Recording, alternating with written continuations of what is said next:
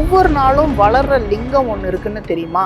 ஆமா, இந்தியால சத்தீஸ்கர் மாநிலத்துல லிங்கம் மாதிரி வடிவத்துல இருக்கிற ஒரு வித்தியாசமான பாறை இருக்கு. இந்த லிங்கம் பெயர் பூதேஸ்வர்நாத். இங்க உள்ள மக்கள் சொல்றாங்க, இந்த லிங்கம் ஒவ்வொரு நாளும் கொஞ்சம் கொஞ்சமா வளருதுன்னு, வருஷமா தொடர்ந்து வளர்ந்துகிட்டே இருக்குன்னு. இந்தியால இது பல கதைகள் நிறைய இருந்தாலும் இது ரொம்ப வித்தியாசமான விஷயம்.